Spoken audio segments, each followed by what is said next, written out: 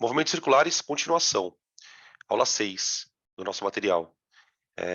A gente começou a descrever movimento circular numa parte bem introdutória, deu mais ou menos ali uns 30 minutos na primeira aula, de tal maneira que eu vou recapitular aquilo que foi dito e vamos entrar na teoria agora mesmo grossa, tá? A ideia é que a gente explore toda a teoria nesta aula, beleza? O que a gente já definiu? O que está em amarelo. A gente já explicou um pouquinho o que é o movimento circular, tipo, quais são as características dele, a questão da aceleração centrípeta, a questão da aceleração tangencial, né? E depois a gente definiu o que é período e o que é frequência. Então, para a aula de hoje, eu vou dar uma recapitulada nesse comecinho, os primeiros minutos, tá? E depois a gente entra na parte robusta da coisa. Daqui, gente, o que cai muito de movimento circular? Esse tópico aqui, ó.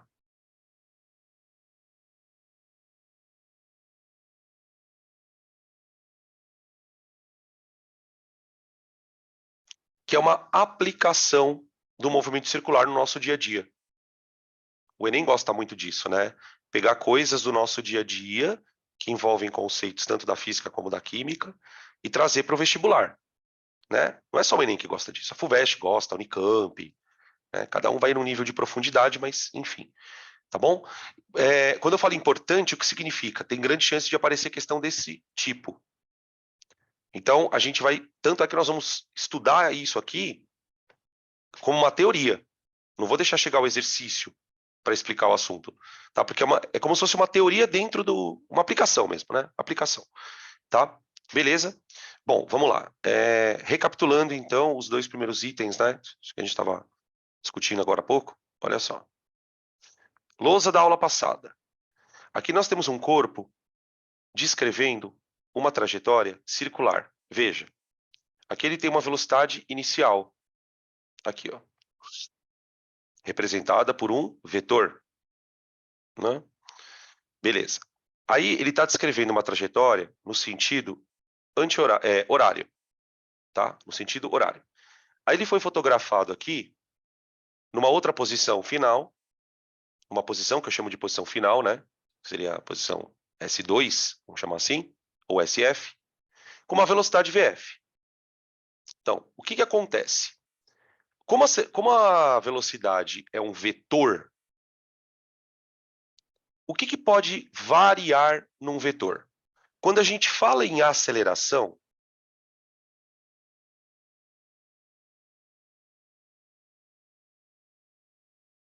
o que é acelerar?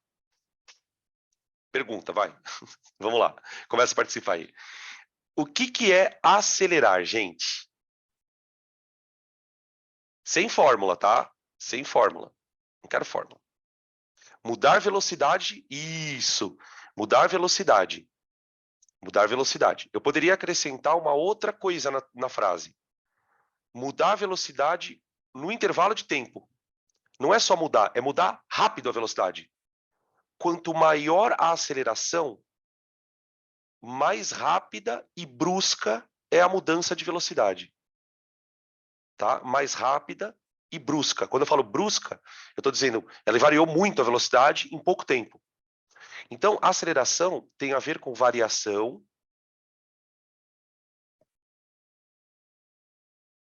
do vetor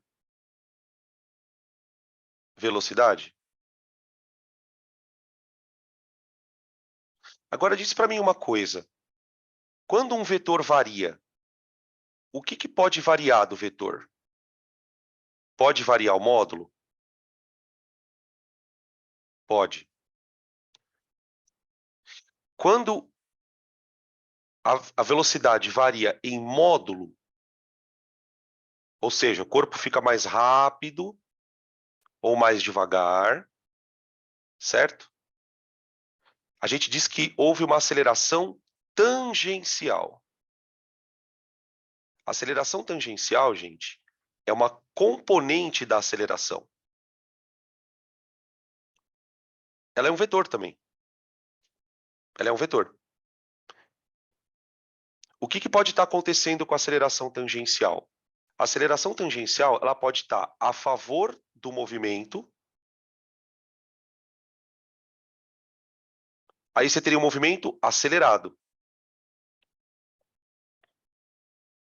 Ou a aceleração, então nesse caso ele estaria acelerando.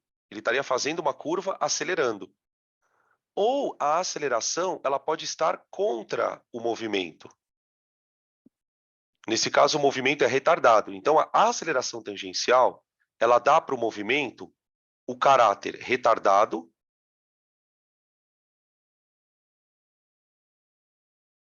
ou acelerado. Qual que é a regrinha? Qual que é a regrinha? A aceleração, ela pode estar a favor ou contra a velocidade. Então, por exemplo, num movimento acelerado, essa setinha amarela seria a aceleração e essa setinha branca seria a velocidade.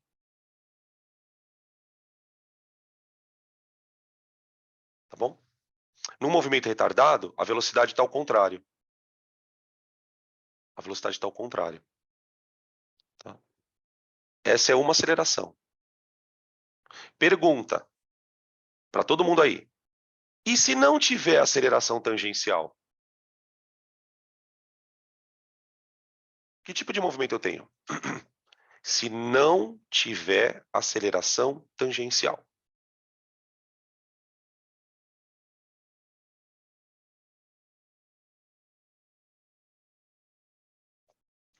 Silêncio. Pensa o seguinte, ó. Se não tem aceleração tangencial, o que não varia? Ó, apareceu aqui. Ah, apareceu. Apareceu. Já apareceu uma. Exatamente. Quem escreveu é isso mesmo. Pensa assim, ó. Se ele não tem aceleração tangencial, quer dizer que o módulo não varia. Se o módulo não varia, quer dizer que o movimento é uniforme. Tá? Então, essa aceleração ela não vai existir no movimento uniforme. Nem a favor, nem contra. Agora, existe uma outra aceleração. O que a aceleração centrípeta faz? Ela não faz o corpo ficar mais rápido nem mais devagar. Ela faz o corpo girar. Ela faz o vetor virar. O vetor vira. Então, para a velocidade sair disso aqui, ó, e virar desse tanto, tem que ter uma outra aceleração. Essa outra aceleração, que é a centrípeta, a gente representa ela apontando para o centro. O que eu quero que vocês percebam? Eu não vou entrar nessa discussão agora, tá? Mas, tipo, eu queria que vocês olhassem para isso. A gente acabou de fazer uma decomposição de uma aceleração. O que você vai ter é uma componente aqui, ó, no eixo. Tenta imaginar um eixo aqui, ó. Tá vendo o eixo? E você vai ter um outro eixo aqui, ó. Então você vai ter uma aceleração que atua no eixo X, que nós vamos chamar de eixo tangencial, e tem o eixo Y, que é esse aqui, ó, que é o eixo centrípeta. De novo, a aula de vetor vai aparecer lá na frente. Tá? Quando a gente tiver que estudar. Porque o que a gente vai fazer? Na aula de lei de Newton, a gente vai estudar muito sobre elas. Vai ter uma aula só sobre centrípeta, tá? Tipo, tem uns 10, 12 exercícios de aceleração centrípeta diferentes. Porque isso aqui é super importante. Tá bom? Por enquanto, o que você precisa sair sabendo desse slide? Que para ter curva, tem que ter centrípeta. Para ter curva, tem que ter centrípeta. Tangencial, não precisa de ter. Agora, centrípeta tem que ter. Tá? E aqui, ó, eu coloquei a fórmula da aceleração centrípeta. Tá bom? Ela depende da velocidade do corpo. Agora, olha que interessante. Olha que interessante. Pensa comigo. Quanto mais rápido tiver o corpo, olha aqui, ó, olha aqui, ó. Quanto mais rápido tiver o corpo, maior a aceleração centrípeta. Só que, para ter uma aceleração, tem que ter uma força. Concorda? Então, o que a gente vai discutir lá na aula de lei de Newton? Quanto mais rápida for a curva, maior será a força necessária para que o corpo faça essa curva. Porque tem uma discussão que a gente não está fazendo aqui. Qual que é a discussão que nós não estamos fazendo? Quem é que está dando essa aceleração para o corpo? É uma força. Essa força ela pode ser um atrito, ela pode ser, sei lá, qualquer tipo de força. Se é um carro fazendo uma curva, que força é essa? É o atrito. Deu para entender, gente? Então a gente está discutindo a coisa pela metade. Olha, existe uma aceleração centrípeta, ponto. Você tem que acreditar nisso aqui. Ah, depois eu vou discutir de onde ela vem. Tá bem? Esse era o segundo slide. O primeiro slide. Aí, o que a gente fez? A gente classificou os movimentos de acordo com as acelerações. Então, por exemplo, movimentos retilíneos, ó, R. Movimento retilíneo não tem aceleração centrípeta.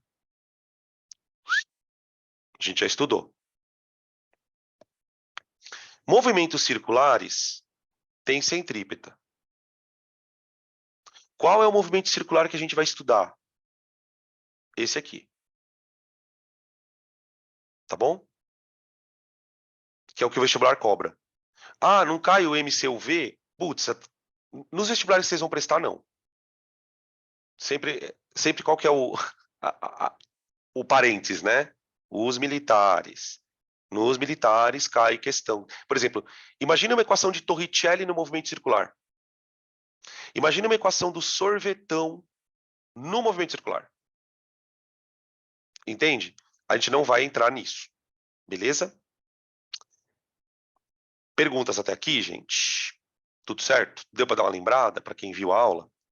Aí, a gente encerrou a aula da semana passada, né? A aula de introdução do movimento circular, definindo duas grandezas: período e frequência.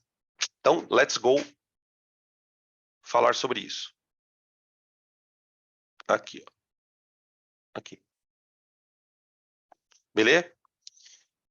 E aí, a partir do próximo slide, a gente entra na aula propriamente dita de hoje, tá?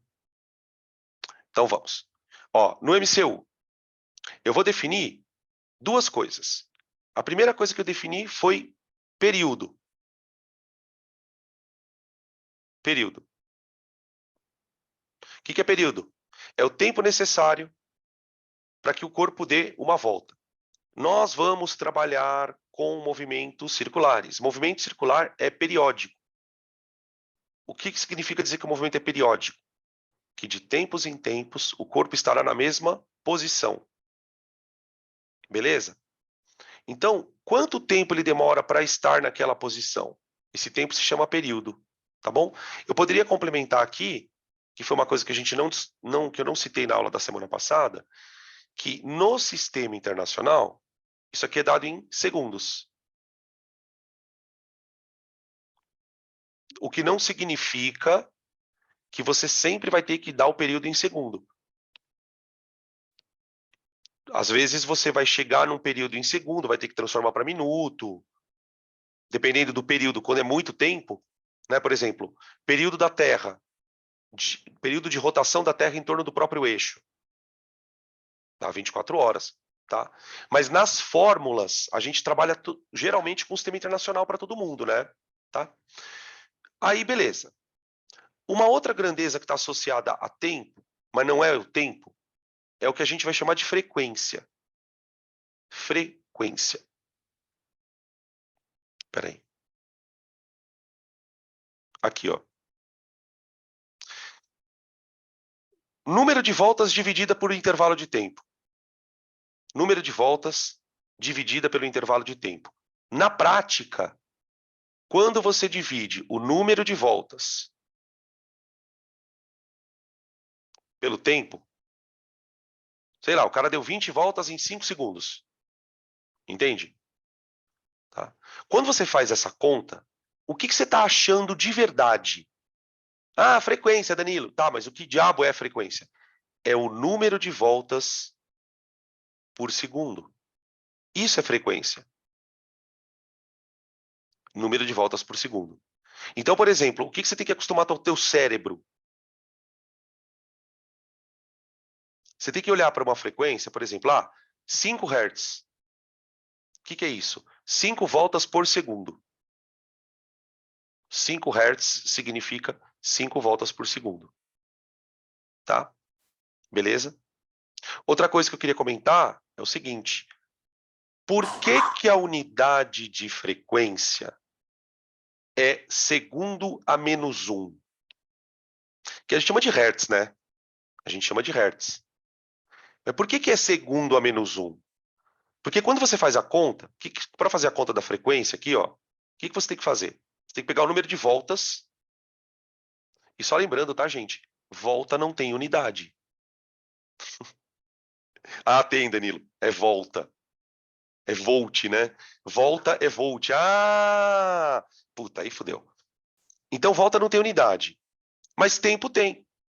Então, quando você faz uma conta do tipo da frequência, vai ficar alguma coisa, um número, por segundo. Por isso, segundo a menos 1. Tá? Então, eu coloquei aqui, ó, 5 Hz ou 5 por segundo, ó. 5 por segundo. Tá bom? Beleza. Aí, a última coisa que a gente falou na aula tá aqui no meio desse quadro amarelo, ó. Tá? Ô, pessoal, boa tarde para quem chegou. Eu tô, só para vocês não entrarem meio perdidos, eu tô dando uma recapitulada do que a gente viu na introdução de movimento circular, tá? Então, tipo, até aqui foi o conteúdo da semana passada, da aula anterior. Então, ó, que eu vi um pessoalzinho entrando aqui, eu fui colocando vocês para dentro. Aí o que a gente tinha feito para encerrar a história da relação frequência-período, né? O que é? Frequência é uma coisa, período é outra. Mas existe uma relação. Qual é a relação? A frequência é o inverso do período. Tá? Como que a gente chegou nessa conclusão? Não sei se vocês lembram. A gente pensou o seguinte. Ó, frequência é n sobre tempo. Certo? Mas peraí. Se o n for 1, ou seja, se o corpo der uma volta, qual é o tempo que ele vai demorar para dar essa volta? É o período, não é? Então, se eu coloco 1 em cima, automaticamente o tempo que vem embaixo é o período. Então, quando você pensa nesse detalhezinho, porque isso é um detalhezinho, né? Uma coisa meio bobinha, você chega na conclusão de que frequência é o inverso do período. Tá? E é importante isso para que você faça conversões rápidas, ó. Então, ó, se a frequência é 5 Hz, período é 1/5. Período é 0,2. Por que essa percepção é importante? Porque vai ter horas que você vai usar a frequência na fórmula. A gente vai deduzir fórmulas onde você vai precisar calcular, vai usar a frequência. Você pode usar período. Então vai depender do que o exercício vai te dar. Tá bem? Então, muitas vezes o aluno fala assim, nossa, mas por que eu tenho que ficar definindo tanta grandeza? Porque nas equações de movimento circular vão aparecer grandezas desse tipo. Tá bom? Beleza? É isso, gente. Então, isso aqui nós viemos até aqui. O próximo slide já é conteúdo da aula de hoje. Tá bom? Para quem está entrando aqui também, gente, rapidamente, avisar o pessoal que entrou, hoje nós só vamos trabalhar teoria, tá? Hoje é só teoria. Mesmo que nós terminemos a aula um pouquinho mais cedo, estava falando para o pessoal aqui da sala, vocês vão ter uma folguinha hoje. Vou terminar a aula um pouco mais cedo, tá? Olha lá, sempre tem um Ihu, tá vendo? Eu gosto de falar, porque sempre não é justo para quem entrou não ficar sabendo dessa notícia boa, né? Então dá para dar uma descansadinha um pouquinho maior. A gente vai começar a aula 6 mesmo, tá? A aula da noite, não tem, vai ser o mesmo horário. Mas só avisando vocês aí. É isso aí. Se pá, dá até para tirar um cochilo, hein? Dá até para tirar um cochilinho. Eu tiro às vezes cochilo, viu, gente? Só um parênteses aqui. Às vezes eu tiro um cochilinho de 20 minutos, 30.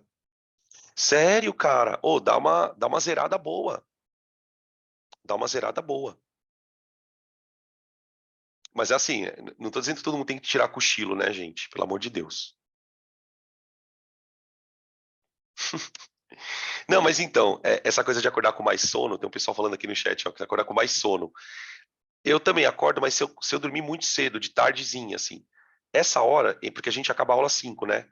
Então é das 5 até às 6. Então eu durmo, tipo assim, das 5h10 às 5h40. Aí eu levanto, eu lavo o rosto. Ó, tem gente que tá falando que acorda de boa aqui. Tem gente que tá falando que acorda de boa. Aí você tá sendo ignorante. Prefiro nem deitar. Não, aí é foda, né? Aí, aí você vai vendo quem que tem alma velha aqui, ó. Tem uns alunos que tem alma de velho. Tem um que escreveu aqui, maravilha. Adivinha se a pessoa não tem alma de velho? Outra aqui que tem alma de velho, ó. Dá no mesmo, dá mesmo, dá mesmo. Você vai vendo quem que é velho. Também, ó, também. Outra velho, outro aluno velho. Também amo. Olha lá, agora tá saindo os velhos do armário, tá vendo? Pausa, momento idiota. Mas eu vou falar uma coisa, velha de curso. Eu vou falar uma coisa pra vocês. Essa, pra mim, isso é pra mim, tá, gente? Tô falando de mim. Essa é uma das vantagens de dar aula online. Eu paro a aula, eu não preciso ir para algum lugar. Ir para algum lugar. Esse ir para algum lugar é complicado, entende? Porque você perde um tempo ali. Então eu termino aqui, aí tipo, meu, eu já deito, já fico lá um pouquinho quieto, ou às vezes eu como alguma coisa rapidinho. Aí para entrar na aula é a mesma coisa, 5 minutos, você entra 5 minutos antes. Tá, pum, entrou 5 minutos antes, né? Só um parênteses que eu gosto disso. Tá? Bom, vamos continuar. Então, a partir de agora, definimos período, definimos frequência, falamos um pouco de bobagens. Então, vamos falar de deslocamento. Gente, quando a gente definiu o deslocamento lá na cinemática do movimento retilíneo, lembra que tinha uma trajetória, uma origem, um sentido positivo. Então, assim, no movimento circular, o que precisa ter? Precisa. Tem que ter. Se você vai montar a equação, você precisa ter uma origem.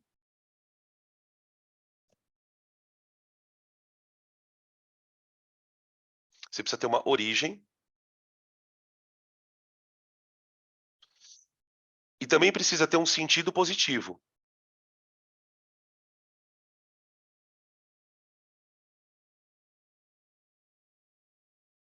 Gente, em movimento circular, geralmente quem vai ser a origem? Vai ser a posição de um corpo. Você pode começar pensando que ele parte da origem.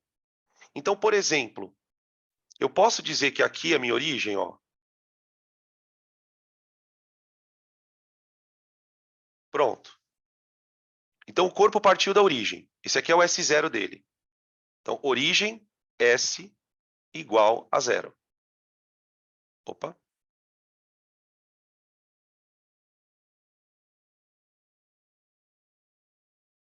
O sentido positivo é o sentido que o corpo vai andar. Então, se o corpo estiver andando no sentido horário, o que é melhor você fazer? Sentido horário positivo. Entenda que isso aqui não é uma condição que você tenha que ter. Tá bom? Beleza. Aí o que acontece? Definido isso, a gente vai medir dois tipos de deslocamento. Agora é que começa a treta. Porque assim, se a trajetória é circular, ela tem um centro. Então você imagina a quantidade de exercício que pode aparecer. É elétron girando em torno de núcleo, é planeta girando em torno de Sol, é corda presa numa pedrinha girando. Tem um monte de coisa aqui, tá? Então tem um centro. O que acontece? A gente vai traçar, a partir do centro, o que nós chamamos de raio. Espera aí. O que nós chamamos de raio. Esse raio ele vai ser importantíssimo, tá? Ele vai aparecer em várias fórmulas. Já apareceu lá na aceleração centrípeta, né? A gente nem discutiu tanto assim, mas ele já apareceu, tá? Beleza. Aí o carro vai andar. Quando ele anda, o percurso dele é um arco de circunferência. Tá vendo isso aqui, ó? Que eu tô pintando de amarelo? Tudo isso aqui é o quanto ele andou em metros. Certo? É um arco.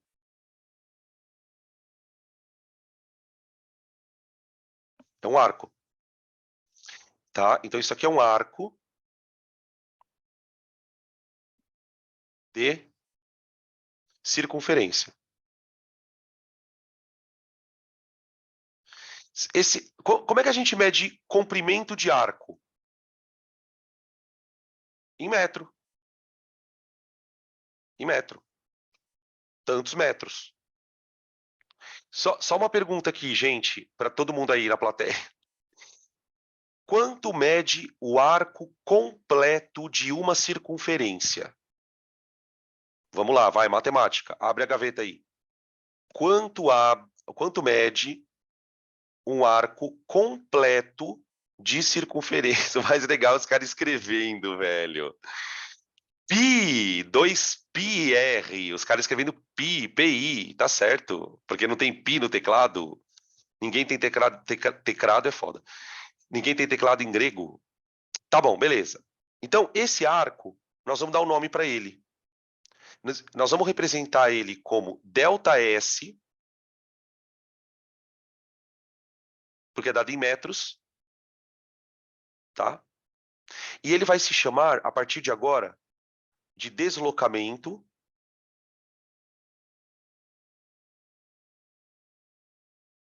linear. Tá bem? Então, cada volta que ele dá, ele anda 2πr, 2πr, 2πr, 2πr, tá? Quando é que a gente usa muito esse deslocamento? Já vou dando umas dicas para vocês. Geralmente em problemas em que o corpo não vai dar uma volta completa. Existem, assim, geralmente dois tipos de problema. Tem problema em que você vai pegar um movimento circular de uma coisa que fica girando sem parar, tipo, sei lá, uma catraca de bicicleta, essas coisas que ficam girando, catraca de relógio. E tem exercício que o cara vai te dar só parte de um movimento circular. Geralmente, a gente usa deslocamento escalar para fazer alguma coisa nesse tipo de questão. Tá bom? Beleza. Só que daí tem um outro paranauê, que é o seguinte. Imaginem que esse raio aqui, o corpo, ele está fazendo isso aqui, não está? Ele está andando em cima do arco. Só que tenta imaginar que essa linha aqui, ó, ela vai acompanhando o corpo conforme o corpo vai andando. Então essa linha, ela vai perfazer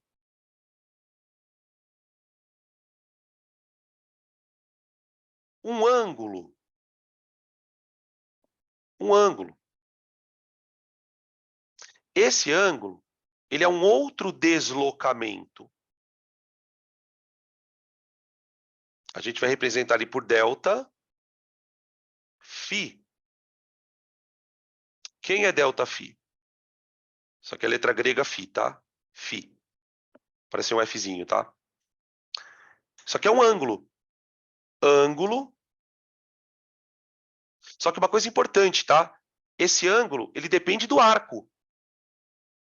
Concorda? Quanto maior é o arco, mais o ângulo vai abrindo.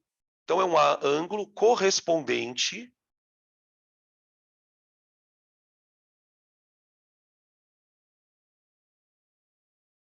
ao ΔS. Quer ver um exemplo para refrescar a tua memória? Se o ângulo for 180, quanto vale o ΔS?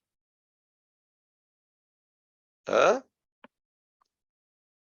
Qual é o comprimento do arco se o ângulo é 180? 180 é metade de uma circunferência, não é?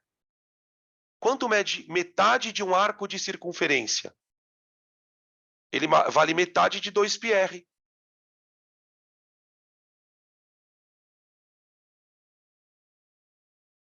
Se o ângulo for 360 graus, é porque ele andou uma volta inteira.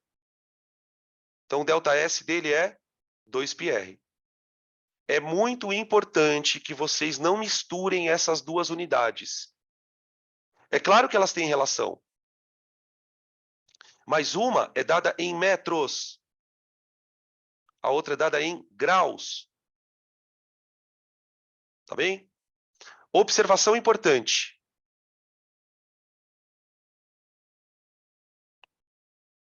No contexto de movimentos na física, a gente não usa muito grau. ΔΦ é normalmente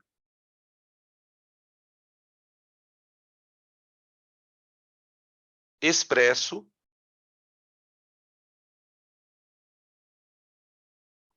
em radianos. Aquele maldito radiano. Então não estranhem, porque não vai vir grau.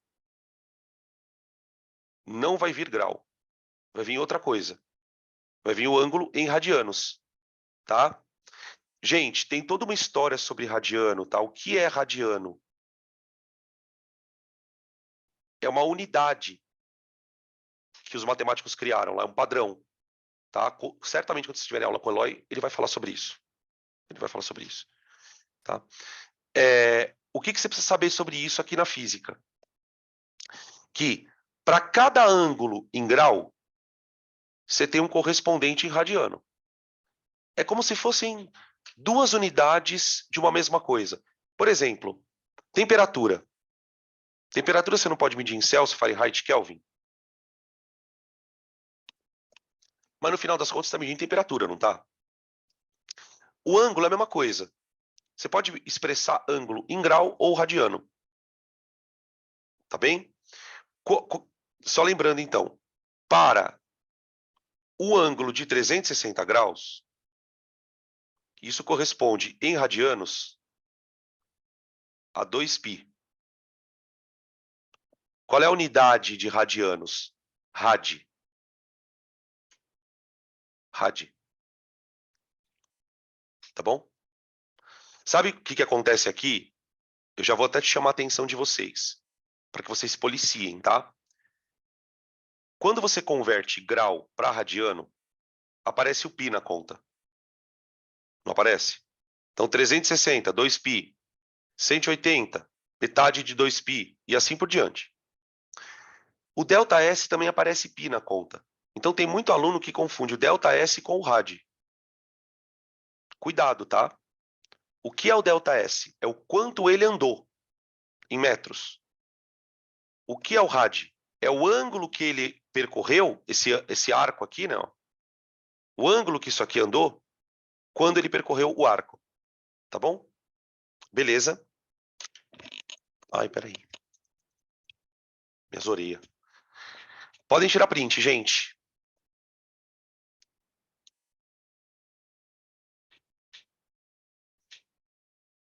Oh, o quórum tá alto hoje. Eu sempre faço essa piada idiota. O quórum tá alto hoje. Porque geralmente o povo física, a galera dá uma traumatizada. Segundou, né? Geralmente segunda-feira. O ano passado era mó louco, cara, porque segunda-feira uma galera não assistia a aula. À tarde não assistia. Acho que tinha alguma coisa à tarde, alguma aula de alguém à tarde, daí o povo não assistia. Daí na quinta-feira lotava. Na terça, perdão. Próximo. Bom, uma vez que eu defino deslocamento, eu vou definir agora velocidade. Velocidade. Só lembrando o seguinte. Aqui nós precisamos fazer uns lembretes. Importante.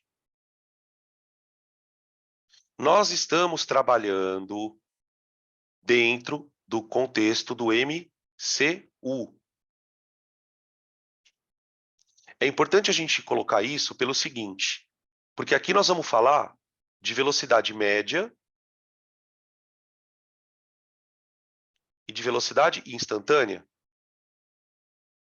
Acontece o seguinte, no caso do movimento circular, elas são iguais. A velocidade é constante. Então, a todo instante, ela tem o mesmo valor. Tá bem? Então, tudo que eu for falar de velocidade, para nós, vai valer para média e instantânea. Média e instantânea. Igual a gente fez no movimento retilíneo. Tá bem. O que acontece? O corpo, ele percorre um arco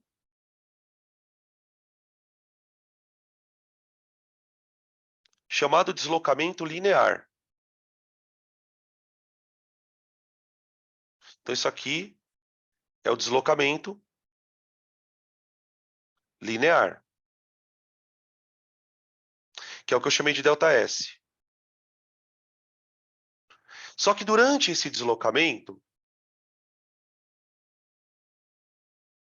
houve um ângulo percorrido, que eu chamo de deslocamento angular. Tá? Quando a gente for estudar MHS, a gente vai aprender um outro termo para esse ângulo, Ele vai chamar também variação de fase, mas ele é usado mais lá na ondulatória. Tá? Beleza. Agora, tudo isso acontece num intervalo de tempo. Então, há um intervalo de tempo. Então, eu posso dizer que aqui é o instante t igual a 0, e aqui é um instante t qualquer. Então, daqui, nós vamos definir duas velocidades.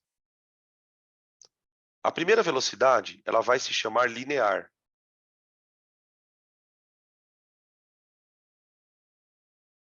A velocidade linear nas fórmulas, ela vai aparecer com a letra V. Tá? É o valor da velocidade. Quantos metros por segundo? Então, essa velocidade, ela é dada por ΔS dividido por ΔT. Tá bom? Acabou. Agora, observe uma coisa legal. Para quem já lembra do assunto, deve lembrar que existem outras fórmulas para calcular velocidade linear. Além dessa. Essa daí eu diria que é para você que é a fórmula principal. Ela é a principal. Porque ela serve para qualquer ΔS e para qualquer ΔT. Agora, pensa numa situação bem específica, gente. Pensa num ventilador. Ele está girando. Você concorda que a hélice do ventilador ela está em MCU? Ela está em MCU, MCU, MCU. Como é que você vai calcular o ΔS de um negócio que não para de girar? Como? Então, o que a gente faz? A gente vai criar uma outra fórmula. Pensa comigo. Se o ventilador está em MCU, toda a volta tem a mesma velocidade, não tem? Então pensa, para uma volta, você concorda comigo que o ΔS do cara é 2πr? Qual é o tamanho do arco que ele dá em uma volta? 2πr. Tá bom. Quanto tempo ele demora para andar isso? O período, não é? Lembra que T maiúsculo é o símbolo de período. Então, sabe o que eu vou fazer? Eu vou substituir, no lugar do ΔS, 2πr. No lugar do ΔT, período. E vou criar uma fórmula derivada dela. Qual é a fórmula derivada? Que aqui a gente usa pra caramba. gente vai dizer, então, que a velocidade é 2πr sobre período.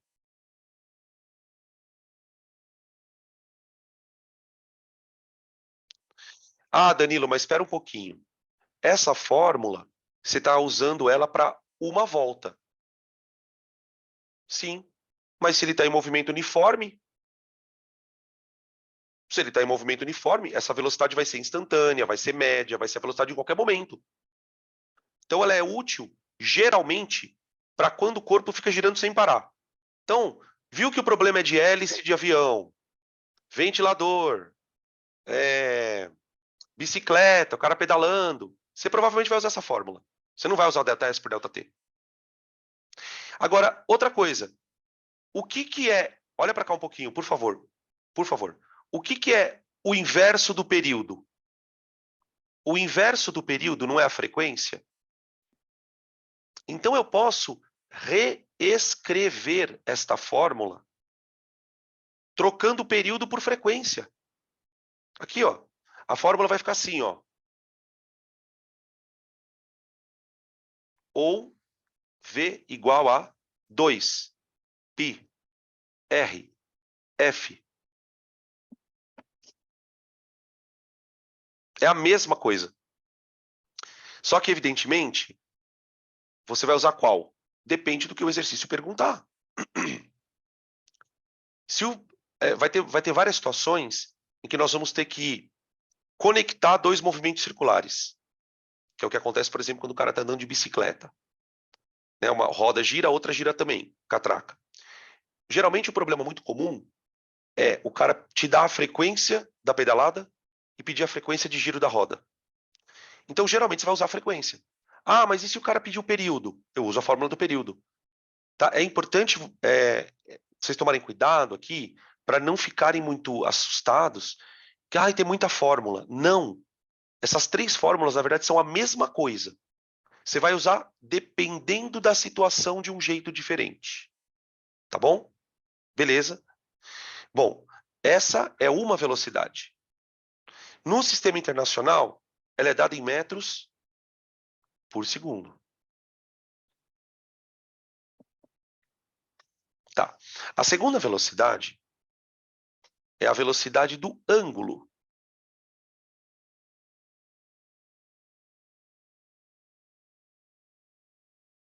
Angular. Porque, vamos lá, gente. Quanto mais rápido ele anda, mais rápido o ângulo anda junto. Certo? Então, existe uma velocidade do ângulo. Do ângulo. Muito bem. Essa velocidade vai ser representada pela letra ômega, parece uma bunda, e a definição dela é parecida com a linear. É a variação do ângulo pelo tempo.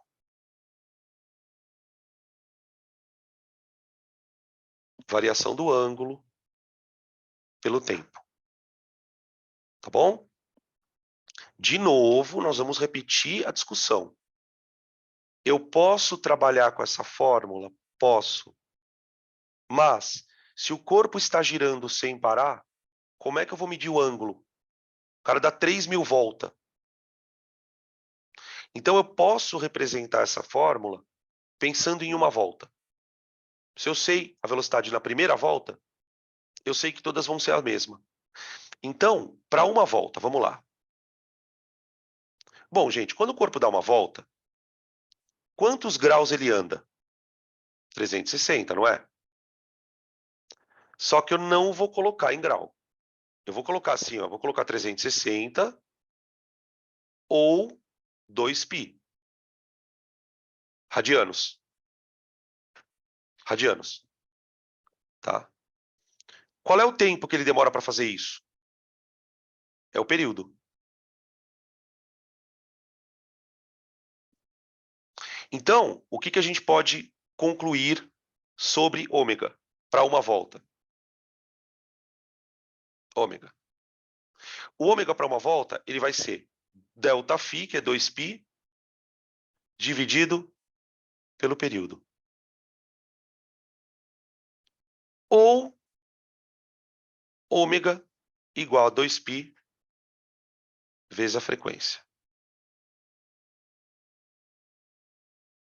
Então, ó, olhando assim, né, a gente está presenciando 6 fórmulas.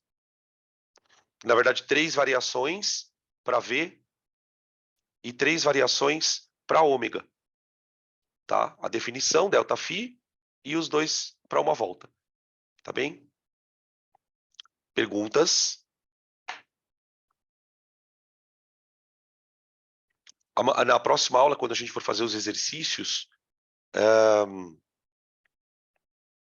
a gente vai usar todas elas.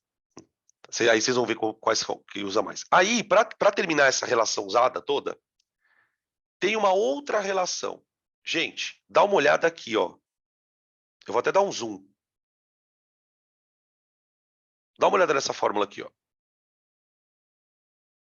V igual a 2πr sobre T. Guarda essa fórmula. Guardou? Agora vem aqui embaixo. Olha o ômega. Ômega é 2π sobre T. Vamos brincar de Lego? Vocês conseguem enxergar aqui, ó, onde está minha mãozinha, ó? 2π sobre T? Tá vendo isso aqui? O que é 2π sobre T? Ah, 2π sobre T é ômega. Então, eu posso criar uma outra fórmula relacionando o V e o ômega. São as duas velocidades. Ó, vou anotar isso aqui. Aí depois, se vocês quiserem, vocês podem tirar print. Ó, aqui, ó. Isso aqui é ômega. Então, para fechar o slide aqui, eu vou colocar aqui no cantinho, ó, uma observação. Eu posso dizer que V é igual a ômega R. V igual a ômega R. Tá bom?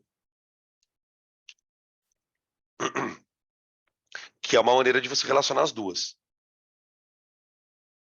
Isso, isso. Ó, estão falando aqui, ó.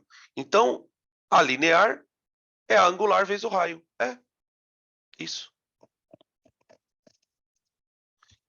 Aqui, vou fazer um parênteses para fazer um comentário. Quando a gente entra numa aula para fazer isso, você vai ter mais facilidade depois no seu processo de memorização. Esse processo de deduzir fórmulas, ele é bem importante, porque ele primeiro mostra que para deduzir as fórmulas a gente precisa de uma matemática que não é tão complexa, é uma matemáticazinha de substituir e tal. E segundo, que ao fazer essas deduções, você vai automaticamente memorizando, tá bom? Então, uma sugestão para quem tem dificuldade com memorização de fórmulas. Antes de você começar a estudar, faça isso. Reveja. Existem alguns conteúdos, como por exemplo esse aqui, que tem muita formulinha. Então, vale a pena dar uma parada aqui e falar, peraí, vamos ver, será que eu sei mexer com todas elas? Tá?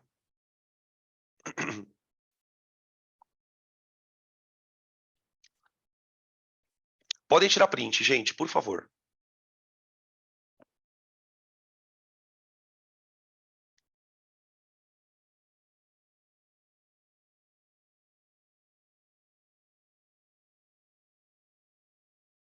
Maravilha.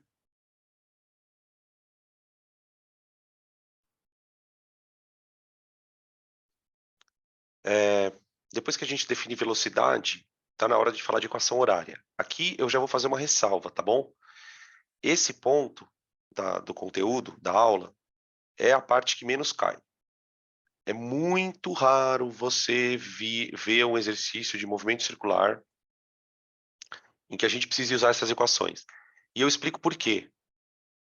Não sei se vocês lembram, quando a gente estudou movimento uniforme, primeira aula do curso, a gente nem usou tanta equação. A gente só usava para encontro. Escrevia lá as equações. A maioria dos exercícios ia resolver por velocidade, não é? Justamente por quê? Porque a velocidade é constante. Então, equação horária aqui não tem muita utilidade. Por quê? Como a velocidade é constante, ele vai andar sempre o mesmo ΔS por segundo. Você tem que imaginar o seguinte. Imagina que o corpo... Espera aí, deixa eu só fazer um negócio aqui que está meio bagunçado. Pronto.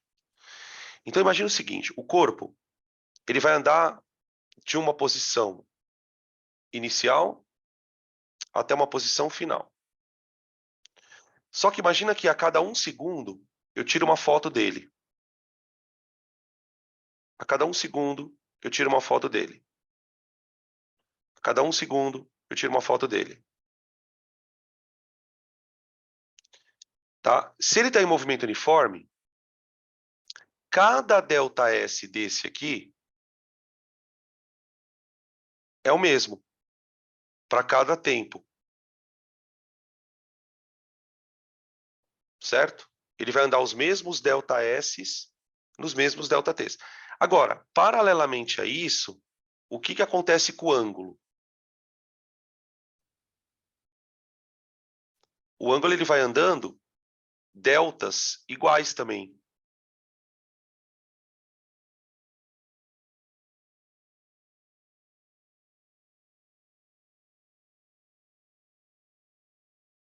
Certo?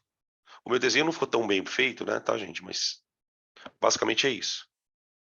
Então aqui ele anda ΔΦ para um ΔS, ΔΦ para o ΔS, ΔΦ para o ΔS, e assim por diante. ΔΦ, tá? Então, o que a gente pode fazer? Eu vou pensar o seguinte. A posição inicial, ela vai ter duas características. Ela vai ter um S0, que vai ser o zero, né? Ele vai partir da origem. E ele vai ter um ângulo inicial. Um ângulo inicial. Então, esse ângulo aqui, ó, o primeiro ângulo que ele está é o zero. É o φ0. Conforme ele começa a andar, o ângulo ele começa a aumentar. Aumentar. De tal maneira que quando ele chegar aqui, ó,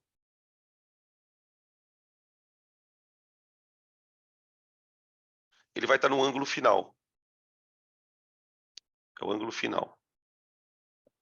Tá? Aqui é o ângulo inicial. É claro que esse ângulo inicial, no nosso caso, ele sempre vai ser zero. Porque o corpo estará sempre partindo da origem. Sempre estará partindo da origem. Então, daqui eu tenho duas equações. Eu tenho o S igual a S0 mais VT, que é a equação horária do arco. Isso aqui é o arco, é a posição dele aqui, ó. Perdão. Ó. Esse arco aqui, ele vai aumentando. Então, o S final, esse S final aqui, é a posição que ele está aqui, ó. Bem aqui. Tá? E eu também posso escrever uma equação, essa é menos usada ainda, viu, gente? Essa daqui é menos usada ainda. Deixar gravado aqui, literalmente. Que é a do ângulo. O ângulo final é o inicial mais ômega t. Percebam que as equações horárias elas têm exatamente a mesma cara. À medida que a posição do arco avança, o ângulo avança. Tá? Então, é o sorvete na versão angular. Sorvete na versão angular. Tá bom? Cada uma dependendo da sua velocidade. Tá bom, gente? Podem tirar print, mas eu ressalto. não precisam se preocupar muito com essas equações. Tanto é que na lista de exercícios de sala, por exemplo, nem tem. E eu acho que nas de casa também não tem não, viu? Se tiver, deve ter um lá perdido que eu nem percebi na hora que eu separei as questões. Mas eu acho que não tem não. Tá bom? Beleza. Bom, isso aqui é a teoria arroz com feijão. O que eu chamo de teoria arroz com feijão? É a teoria básica. O que não quer dizer que ela seja fácil. O que a gente vai discutir aqui, nessa segunda parte, vamos dizer assim, são casos de movimentos circulares com aplicação no dia a dia. Então aqui a gente vai discutir, na verdade, um conjunto de exercícios. Quando vocês forem fazendo a lista de exercícios, depois que a gente fizer os de sala, tal, que vocês forem estudar, vocês vão perceber que volta e meia aparece um tipo de exercício específico. E é volta e meia com uma certa frequência, tá? Então, vale a pena a gente fazer uma discussão na teoria, para deixar isso alinhado, para que na próxima aula a gente pegue e faça as questões, tá bom? Que eu chamei aqui de estudo de caso. Tá bom? É assim, deixa eu contar a história para vocês. Na mecânica, existe uma expressão chamada máquinas mecânicas. Máquina mecânica. Se você pegar um edital de vestibular, quando vier a lei de Newton, vai vir uma parte ali, máquinas mecânicas. O que é uma máquina mecânica? Pode ser um elevador, uma polia, uma catraca, um plano inclinado, bloquinho pendurado em polia, bloquinho pendurado numa corda, pendurado numa polia. Todo tipo de arranjo que a gente pode lidar com questão de movimento, repouso, é uma máquina. Tem um tipo de máquina chamada máquina de transmissão de movimento, que a gente usa ela em várias coisas da nossa vida. Várias. Desde o reloginho mecânico até o motor do carro, passando pela bicicleta. Geralmente, essas transmissões de movimento, elas são usadas muito em máquinas que têm motor. Tá? Como que ela funciona? Você tem normalmente duas, a gente chama de catracas, você pode chamar de catraca, você pode chamar de polias, tá? Que são duas circunferências geralmente de aço, tá? E uma delas está ligada num motor. Ou, por exemplo, ela pode estar ligada na pessoa que está pedalando, que não deixa de ser um motor. Concorda? A outra polia está de alguma maneira, e aqui é que está o X da questão, a outra polia está de alguma maneira conectada à polia principal. A polia principal é a que geralmente está ligada no motor. Não é necessariamente a maior. Tá?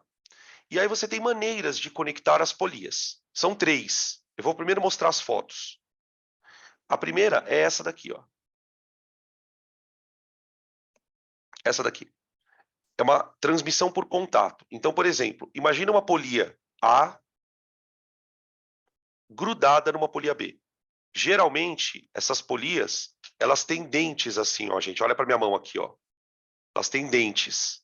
Elas são dentadas, tá? À medida que as polias vão girando, os dentes vão se encaixando assim, ó. Tá bom? Notem aqui no meu desenho que uma polia tem uma velocidade angular e a outra tem uma velocidade angular, tá? E elas têm raios diferentes, tá? Podem ter raios iguais? Podem, mas, enfim, não vai ter graça de raio igual. Tá bom. Segundo jeito. Não precisa tirar print disso. Ah, aqui tem um desenho, ó, uma fotinho, ó. Olha só. Tem uma polia aqui que está conectada no motor. Provavelmente deve ser a maior. E aí elas se encaixam, ó. Então, tipo, quando essa polia gira, as outras giram também. Tem 4 girando, ó. Né? E aí tem uma sacada aqui que é o legal, que é o seguinte. Por que que elas têm tamanhos diferentes? Essa que é a sacada. O que isso me possibilita?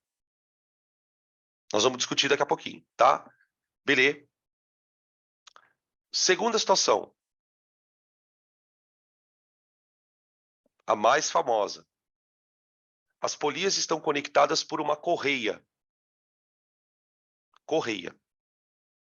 Tá? O caso mais marcante é o caso da bicicleta. Aqui, ó. Então eu tenho a correia maior, desculpa, a polia maior, que ela está conectada ao pedal. Então ela vai girar com a mesma frequência de quem está pedalando. Quem pedala manda nela. Tá. À medida que ela gira, tem uma corrente encaixada nela, e essa corrente está encaixada na outra aqui, ó, que também gira. Tá? O que nos chama a atenção, isso para quem é leigo de física, que não sabe o assunto, é que se você olhar com atenção na bicicleta, uma polia é maior que a outra. E nas bicicletas que tem marcha, quem já viu bicicleta que tem marcha sabe do que eu estou falando, percebe que existem várias combinações de tamanhos. Aqui você tem umas 4 na frente, e aqui você tem mais umas 5. 4, 5, depende do número de marchas que a bicicleta tem. Então você vai combinando tamanhos de polia. Por que isso? Por quê? É isso que o vestibular quer que você saiba do assunto. Você tem que saber explicar isso. Ele vai te dar uma situação em que você vai ter que usar essa ideia. Tá? Nós vamos ver o que isso causa no sistema. Tá bom? E aí nós temos uma terceira. Terceira. Essas duas que eu apresentei, vocês vão ver que elas são muito parecidas. O caso da bicicleta e o caso do relógio são casos parecidos. O terceiro caso, ele é diferente dos outros dois. Por quê? Aqui, ó. Lembra que eu falei que no primeiro caso e no segundo, você tem uma polia conectada ao motor. Uma. A outra polia, gente, a gente chama na física de solidária. É a polia que vai girar porque ela está conectada à do motor. O que esse caso é diferente? As duas estão conectadas ao motor. Como assim, Danilo? Porque elas estão no mesmo eixo do motor. Aqui eu coloquei um exemplo de um carrinho de controle remoto, daqueles carrinhos de pistinha, tá ligado? Ó, aqui, ó. Então, você vai ter aqui um motor aqui na frente que vai fazer esse eixo aqui, ó, girar. Tá bem? E as duas rodas estão presas no mesmo eixo. Qual é a característica desse tipo de sistema? O que ele me oferece de diferente? É isso que a gente vai discutir. Tá bom? Beleza? Então, ó, só resumindo. Eu tenho 3 sistemas, só que eu vou ter 2 explicações. São 3 sistemas e 2 explicações. A primeira explicação vai servir para esses 2 primeiros sistemas. Tá? Eu vou voltar agora e começar.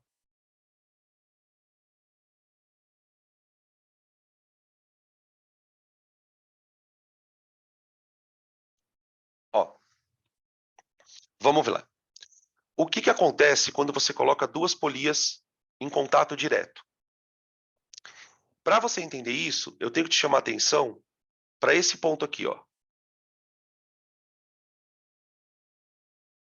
Chamar de ponto P. O que é o ponto P, gente?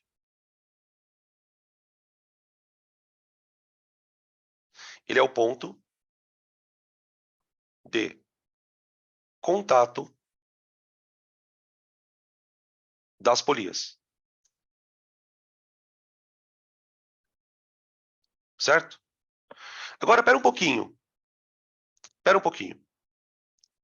Esse ponto ele está na borda da polia, não está? Ele não é um ponto de borda da polia? Esse ponto P, ele tem uma velocidade.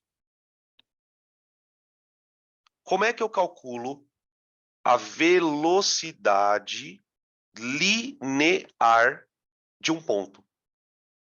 Você tem 3 fórmulas. Eu vou pegar essa daqui, ó.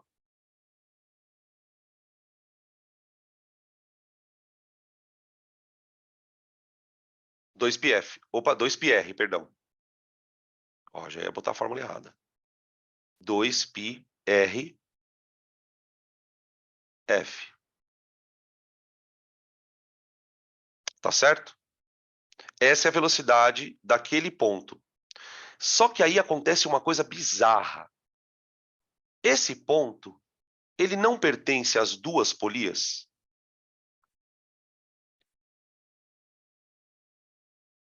Então esse ponto, na verdade, ele reflete a velocidade linear da polia A de quem está na borda, né? De quem está na borda. Então, por exemplo, aqui você tem vários pontos, ó. Todos esses pontos aqui, eles têm uma velocidade. Que velocidade é essa? VA.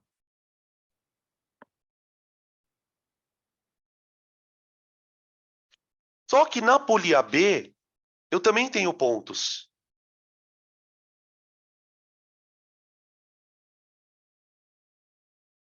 Sim ou não?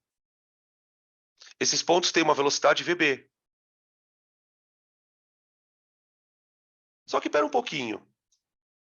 Então eu tenho VA e VB. Só que, como as polias se tocam, aquele ponto que está lá no meio, ele serve como velocidade para as duas, não serve? Isso significa que essas duas velocidades são iguais.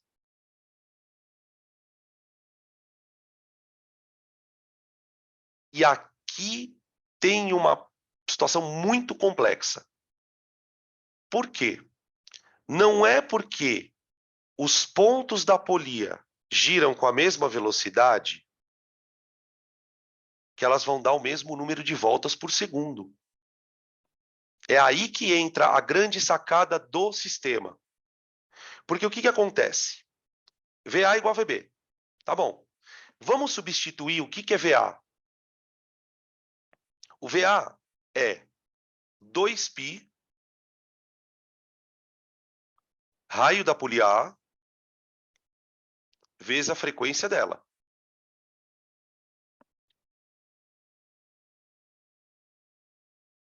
Só que isso tem que ser igual a 2π RB vezes a frequência B.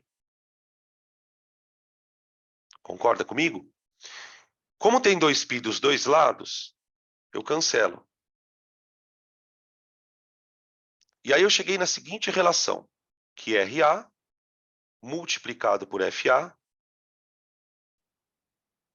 tem que ser igual a RB vezes FB. Agora vai um desafio. Você já ouviu falar de um tradutor chamado Google Translator? Já ouviu, né?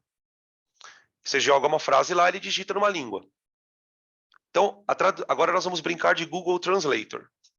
O desafio é o seguinte, vamos lá. Qual é o Google Translator que vai conseguir traduzir isso aqui, ó,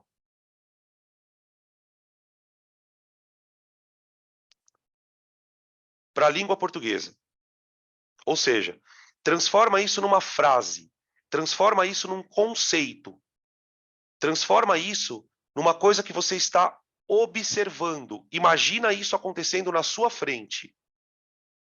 Quando você estiver olhando para isso na sua frente, você vai ver duas rodinhas girando. Tudo bem? Qual rodinha gira mais vezes por segundo?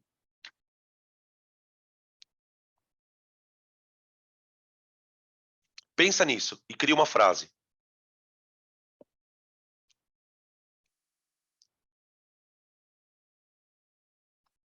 A menor gira mais. Ó, estão escrevendo aqui, a menor. É a menor.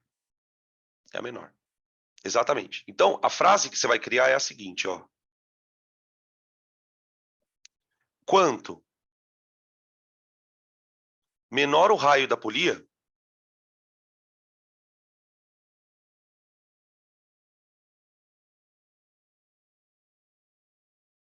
vírgula, maior sua frequência. Ou seja, ela gira mais vezes por segundo.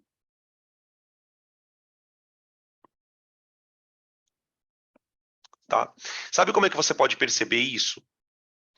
Você tem que perceber o seguinte, ó. RA vezes FA tem que ser igual a RBFB.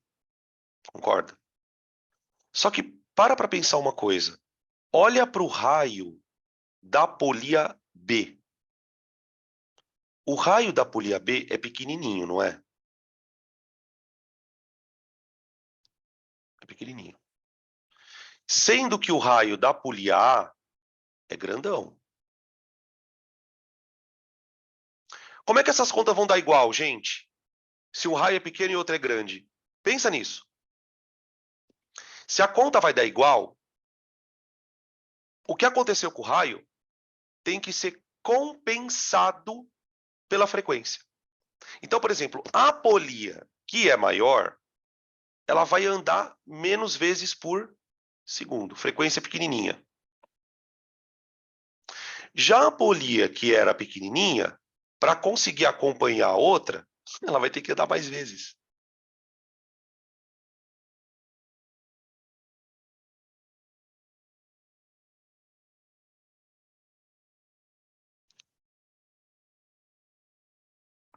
Agora presta atenção aqui agora, ó. Olha como que nasce uma questão de Enem. Sem você encostar na lapiseira. Pensa num relógio. Pensou?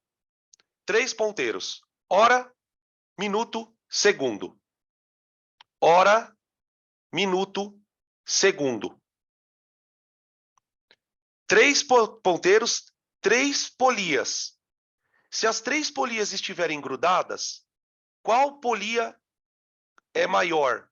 A do ponteiro da hora, do minuto ou do segundo? E qual polia é menor? A da hora, a do minuto ou do segundo? E aí? 3 polias, 3 ponteiros. Uma polia para a hora, uma para o minuto, outra para o segundo. Qual polia tem que ser maior?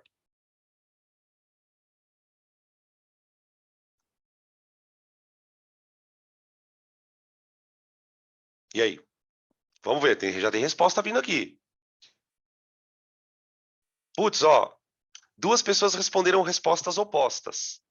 Teve uma pessoa que respondeu que a polia maior tem que ser a hora. E teve uma outra que respondeu que a maior tem que ser a do segundo. Vamos pensar o seguinte: qual ponteiro gira mais devagar dos 3? Não é o da hora? Gente, quantas horas demora para o ponteiro da hora dar uma volta inteira? Não é um dia inteiro? Aliás, 12 horas? Meio-dia? Então, a polia da hora ela tem que girar com menor frequência. Então, provavelmente aqui, ó, fazendo uma analogia, tá vendo essa polia aqui, ó? Se isso aqui for um relógio, essa daqui é a polia da hora. Essa daqui é a polia da hora. Tá? Por exemplo. Tá? A polia do segundo tem que ser a menorzinha. Tem que ser um negócio assim, quer ver, ó? Fazer um desenho. É mais ou menos assim, ó.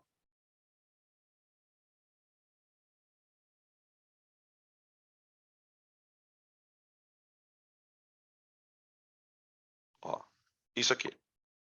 3 polias, tá? Uma delas está no motor. Uma delas está no motor. Geralmente, a polia que está conectada no motor é a polia maior, a mais pesada, para que ela consiga aproveitar melhor a força do motor, tá? Então, essa polia aqui é a que vai girar menos. Então, ela tem que ser da hora. Essa daqui tem que ser do minuto. E essa daqui tem que ser do segundo. É assim que cai. Você não vai ter que fazer conta. Por isso que eu falo para vocês, não adianta só fazer exercício de continha, tem que fazer exercício de conceito, fazer resumo, pensar sobre isso. Será que eu consigo explicar por que o ponteiro da hora é o maior, né, em termos de tamanho da polia? Peraí, tem uma pergunta aqui. Deixa eu ver. A catraca maior gira menos vezes por segundo. Então, a da hora tem que ser a maior. É isso. Isso. Exatamente. Tá? Aqui vai girar mais... Por exemplo, quantas voltas... Vamos ver se vocês estão acordados.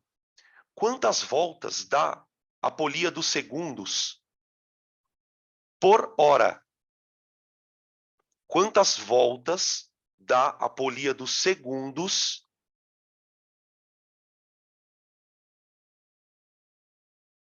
por hora? Enquanto essa daqui dá uma volta, crianças, a polia dos segundos dá quanta? 3.600.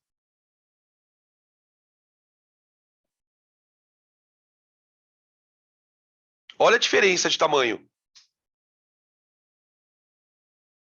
das peças, tá? Então, uma vai andar 3.600 voltas, enquanto a outra vai andar uma volta, tá? Faltou zero? É, faltou um zero no teu, né, Kita? Mas eu entendi o que você escreveu, tá? Relaxa, tá tudo certo, tá? Enquanto isso, o ponteiro dos minutos anda quanto? 60. 60 voltas. Para que o ponteiro da hora gire uma vez só, tá? Isso para uma hora, né? Para uma hora. Para uma hora. Lembrando que uma hora é 1/12 da volta. É 1/12 da volta, tá? Beleza? Podem tirar print. Agora, enquanto vocês estão tirando print aí, olha para isso. Todo esse desenrolar, ele aconteceu por causa disso aqui, ó. Não é? Então, o que você tem que guardar dessa imagem? Quando as polias estão por contato, os pontos têm a mesma velocidade linear. Você vai igualar VA a VB. Geralmente, o que o exercício vai te fazer? Ele vai te dar a frequência de um e pedir a frequência do outro. Então, quase sempre você vai cair nisso aqui, ó. Tá bom? Beleza. Ok. Agora, olha para essa outra imagem. Aqui. Vamos lá. Aqui a explicação é igual. Veja por quê. Vamos olhar para nosso sistema e perceber o que está acontecendo.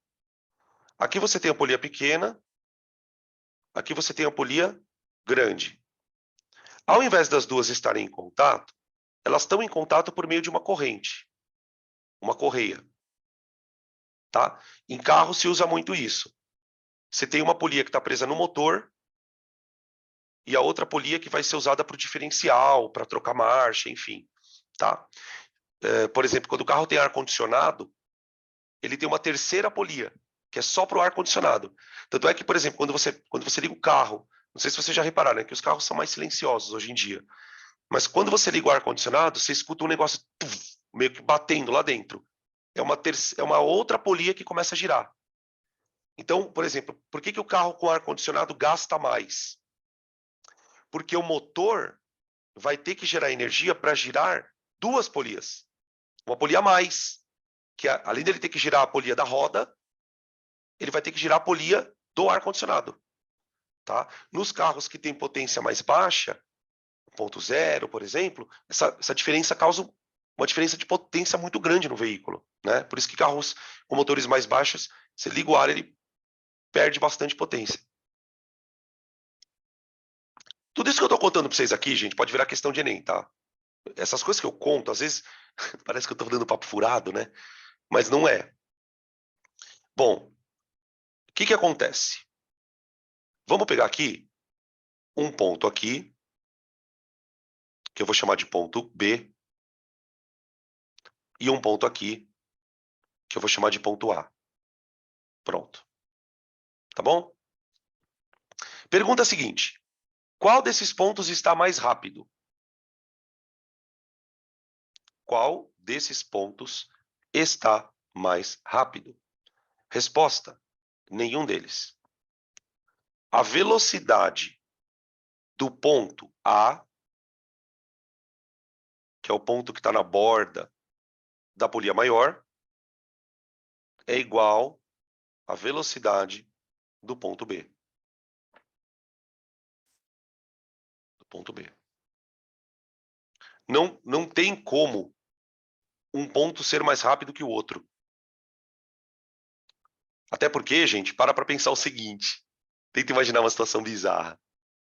Imagina que o ponto A, ó o ponto A.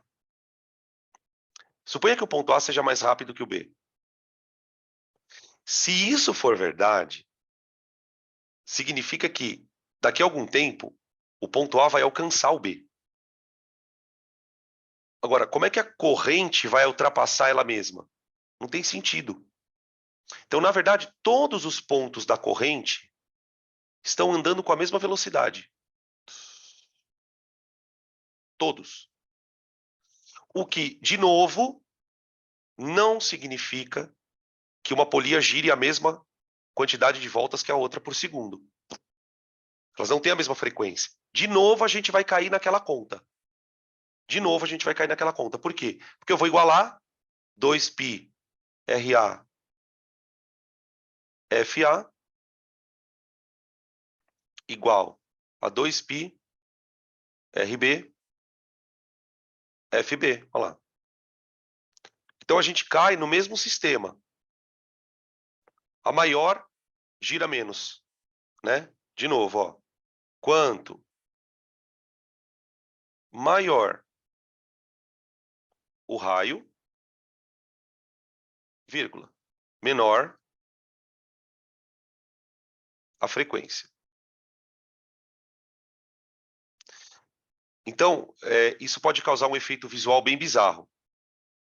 Como assim, Danilo? Como assim? Imagina que cada polia tem uma mancha. Por exemplo, imagina que a polia A tem uma mancha aqui. E a polia B tem uma mancha aqui. Se você olhar para as duas polias girando, você vai ter a nítida sensação de que a polia B está mais rápida. Essa mancha vai se deslocando mais voltas por segundo. No entanto, a corrente está andando com a mesma velocidade. Todos os pontos dela. Tá? Você já deve ter presenciado isso quando você vê um cara andando de bicicleta.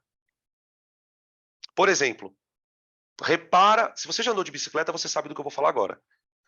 Repara quando o cara está andando de bicicleta numa rampa, que ele está subindo a rampa. O cara, você olha para o pedal do cara, o cara está pedalando um monte de vezes. E a roda de trás, ela está assim, ó, devagar. É sobre essa situação que a gente está falando aqui. Você vê o cara pedalando, parece que ele está pedalando um monte de vezes por segundo, só que a roda está indo pouco, está girando pouco. Então, o sistema de marcha de uma bicicleta, ele atua dessa forma.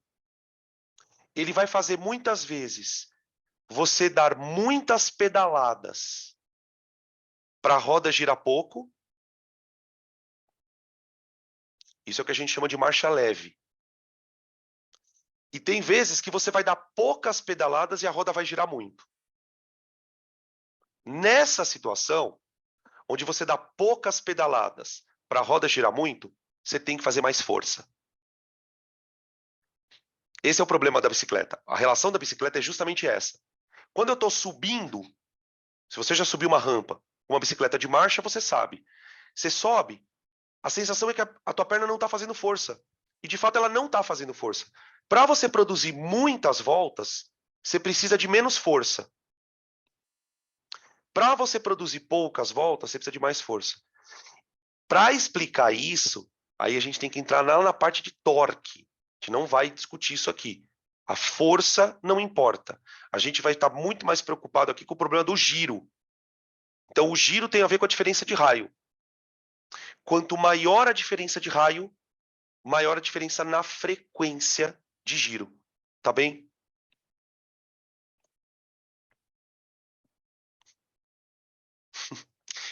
Tem a Bike Velocity. Na academia tem isso, né? Nas academias tem as bikes que você regula a força da marcha. que é mais ou menos aquilo que eu falei, né? Quando você não quer fazer muita força, você alarga a marcha, digamos assim. Você dá uma marcha leve, né? No carro também é assim, viu, gente? No carro, se você já dirigiu, você sabe disso também. Quando você põe a primeira marcha, o carro ele ganha força e o motor ele sobe o giro bem rápido. Ele sobe o giro bem rápido na primeira marcha. Quando você vai, à medida que você vai aumentando a marcha, você vai percebendo que o giro do motor vai abaixando e ele vai perdendo força. Então, esta relação que existe no carro, ela é feita de uma peça chamada diferencial. O diferencial de um carro é um conjunto de polias. Então, por exemplo, num carro que tem 6 marchas, são 6 conjuntos de polia. Num carro que tem 5 marchas, são 5 conjuntos de polia, tá? Mais a marcha ré, né? Que é uma polia inversa. E aí, para encerrar essa discussão, afinal de contas, Danilo, se os dois você resolve do mesmo jeito, qual a diferença? Qual a diferença? Alguém consegue me apontar dos dois? Eu quero dizer o seguinte: qual a diferença de eu pegar as polias e engatar assim, ó, ou engatar em corrente? Tem diferença? Tem. A resposta já tô avisando, tá? Tem. Tem uma diferença. E é um detalhe. Sabe qual é o detalhe? É o seguinte: dá uma olhada no desenho que está aqui na tela. Você está percebendo que. Opa, peraí, gente, eu sem querer apertei de novo. Eu sempre aperto esse botão que não é para apertar. Eu vou voltar aqui. Desculpa aí. Quero que você perceba o seguinte, ó. Dá uma olhada no desenho.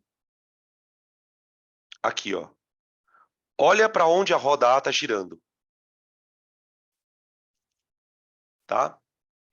A roda A está girando no sentido horário, não é? E a B também. Então, quando você acopla as duas polias por uma corrente, as duas vão girar para o mesmo lado. Beleza? Isso é o que acontece quando o carro está andando para frente. A primeira marcha, a segunda marcha, a terceira marcha, a quarta marcha, elas são todas polias engatadas em corrente. Só que, vocês já repararam quando você vai dar ré, que parece que quando você dá ré, o carro faz um barulho diferente? Quando você dá ré, quando o carro é mais antigo ainda, quando você faz ré, ele faz um barulho bem estranho, faz plac, plac, plac. Por que acontece isso? Porque quando você vai dar ré, você precisa que o carro ande para trás. Só que o motor, ele só gira para um lado. O motor não consegue voltar o giro. Então, o que você faz? Quando você quer dar ré, você pega o câmbio, passa ré, e quando você passa ré, o sistema muda. Acontece dessa situação, vem para essa, ó. Ó. Porque o que acontece neste caso, gente? Olha que louco. Se uma polia girar para um lado, por exemplo, a polia A está girando para sentido horário. A polia B vai para o ante. Então, quando eu engato ré, eu saio daquela situação para essa. Imagina que essa polia aqui, ó, é a polia do motor. A segunda polia é a do diferencial. Então, quando eu quero andar para trás, eu ligo a polia do motor nessa. Nessa daqui. Quando eu quero ir para frente, eu troco. As marchas da frente têm essa associação aqui. Então, imaginem a complexidade de um sistema de engrenagem que tem dentro do motor quando você passa a marcha. E o mais legal, imagina no carro automático. Imagina no carro automático, o carro passando marcha sozinho. Pode perceber que qual é a única marcha que no carro automático você tem que mexer? Você tem que mexer. É para dar ré. Por quê? Porque quando você dá ré, você troca o sistema de engrenagem. Você sai desse para o outro. Tá bem? Isso é questão de Enem. Tá? Podem tirar print.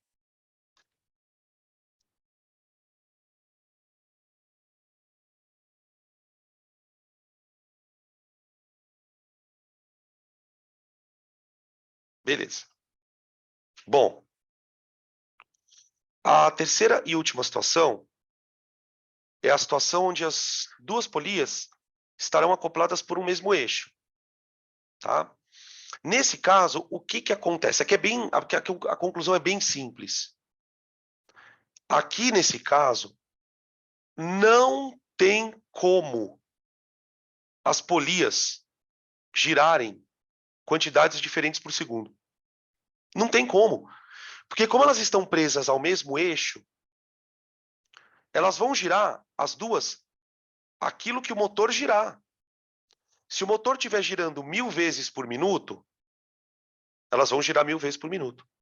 Então aqui a história é a seguinte: quando as polias estão acopladas desta mesma forma, ambas giram com a mesma frequência.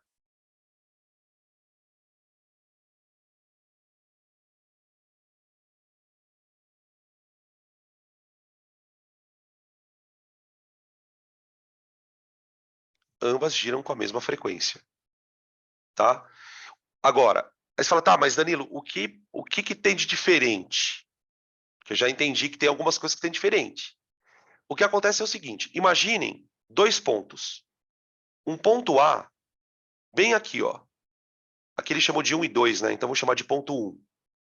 Ponto 1. O ponto 1, ele está na borda da polia 1. Borda da polia 1. Esse ponto ele está girando com uma frequência. Frequência. Ele tem uma frequência, tá? A frequência dele vale F1. Tá, agora eu vou pegar um ponto na borda da polia 2.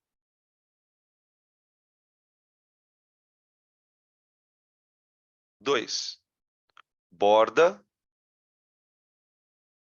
da polia 2. Tem uma frequência 2. Só que as frequências são iguais. Sim ou não?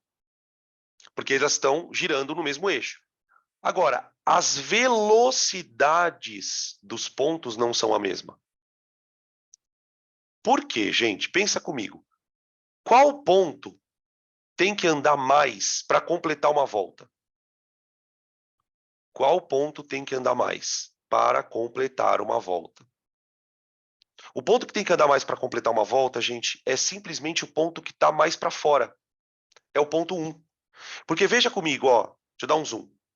O ponto 1, para ele dar uma volta, ele tem que andar tudo isso aqui, ó. Tudo isso aqui. Só que como ele está preso no eixo, ele tem que andar tudo isso no mesmo tempo que esse outro ponto aqui, ó. O outro ponto, 2, ele tem que andar um arco menor. Ele tem que andar um arco menor. Tudo bem? Beleza? Agora, sabe aquele meme? Como o professor ensina, como cai na prova. Sabe? Como o professor ensina, como cai na prova. O professor ensina isso aqui, né? Tá. O que a gente sabe, então? Que velocidade não é igual a 2 π r f. Então, para pensar o seguinte. Se os caras têm a mesma frequência, porque os caras estão presos no mesmo eixo, você concorda que o ponto que tiver maior raio é o ponto que vai andar mais rápido?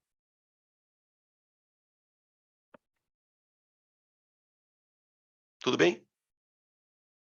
Ou seja, V1 maior que V2. Isso é o que o professor ensina, né? Aí você chega no Enem e cai a seguinte pergunta. O Elon Musk, aí começa a história. O Elon Musk é um milionário que ficou famoso porque ele desenvolveu a SpaceX. A SpaceX é um sistema revolucionário de foguetes que faz com que as missões espaciais sejam mais baratas, o que promete ser um futuro promissor para a humanidade. Aí começa a questão. Quando o Elon Musk vai lançar um foguete, ele lança geralmente da estação Cabo Canaveral. A estação Cabo Canaveral é estrategicamente posicionada próxima à linha do Equador. A linha do Equador é o melhor lugar para soltar um foguete. Por quê? Aí cai assim no Enem. Aí cai assim. É uma coisa, tipo, você vê um negócio na aula, e você chega lá, cai outra coisa, parece. Entende? A distância do conteúdo, ela é muito diferente, muito grande, do que você vê na aula e o que aparece. Como é que eu resolvo esse problema, Danilo? Exercício. Não tem o que fazer. Você já tem que ter visto isso. Então vamos lá. O que que acontece? Onde que eu posso usar esse conhecimento para gente? Quando eu vou soltar um foguete, o foguete vai lançar um corpo em órbita, não vai? Para o corpo ser lançado em órbita, ele tem que atingir uma velocidade. Se eu soltar o corpo e ele não tiver rápido o suficiente, o corpo cai, ele não entra em órbita. A gente vai discutir essa velocidade depois, tá? O que que acontece? Como é que o foguete consegue soltar a cápsula? Ele tem que acelerar. Então ele gasta energia para fazer isso. Então, todo o corpo que está na Terra gira. Todos nós estamos na Terra, nós estamos girando. Então, quando um foguete sai da Terra, ele tem uma velocidade. Por que que é melhor para a NASA soltar o foguete próximo do Equador? Porque você imagina o seguinte, imagina a Terra sendo uma circunferência, ok? E ela tem um eixo. Ela tem uma linha do Equador. Ela tem aqui um tal de trópico de Capricórnio. E ela tem aqui um trópico de Câncer. Tá? Então imagina o seguinte, imagina dois pontos diferentes na Terra. Um ponto A no Equador e um ponto B no trópico de Câncer, já no hemisfério norte. Mano, esses pontos, eles demoram um dia para dar uma volta na Terra, concorda? Um dia. Só que a velocidade deles não é a mesma. Veja por quê. Qual é a velocidade do ponto A? É 2π RA FA. Quem é o raio? É a distância do ponto até o centro da Terra. É isso aqui, ó. Isso aqui vale RA, ó.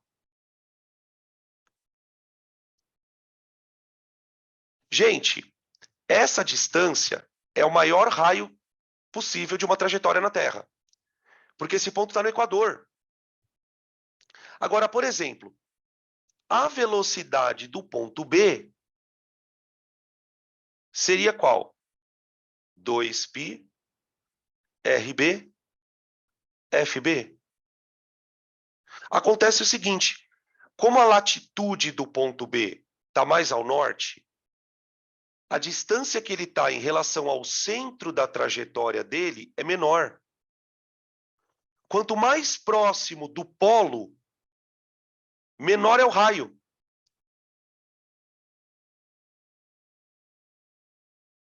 Conseguem perceber isso? Então, de onde eu posso lançar um foguete da Terra de tal maneira que ele seja lançado com a maior velocidade inicial possível, para eu economizar combustível do Equador? Além da NASA, quem é que lança cápsula lá para cima também? Vocês sabem quem lança cápsula ainda? Além da NASA? A Rússia. A cápsula que a Rússia... o foguete da Rússia chama Soyuz, né? A cápsula chama Soyuz. Onde é a base da Rússia de lançamento? É no Cazaquistão, que também é próximo ao Equador. Não tão próximo quanto o Cabo Canaveral, tá? O Cabo Canaveral, que é na Flórida, é mais próximo ao Equador. Por que que o Brasil, por que que o Bolsonaro falou tanto no mandato dele da tal da base de Alcântara? Por que que a base de Alcântara é maravilhosa? Porque a base de Alcântara está em cima do Equador. Então, quando você lança um foguete da base de Alcântara, ele é lançado com a maior velocidade que um corpo pode ser lançado da Terra. Então, em tese, você vai gastar menos combustível para atingir aquela velocidade que ele tem que ter para entrar em órbita. Entenderam isso, gente? Ficou claro para todo mundo essa questão da Terra? A gente vai discutir isso na aula de lei de Newton também, porque nós vamos calcular essa velocidade. Hihi. Tá bom? Beleza. Momento perguntinhas, momento recadinho do coração, pergunta, o que vocês acharem, sentirem de falar aí, tá bom?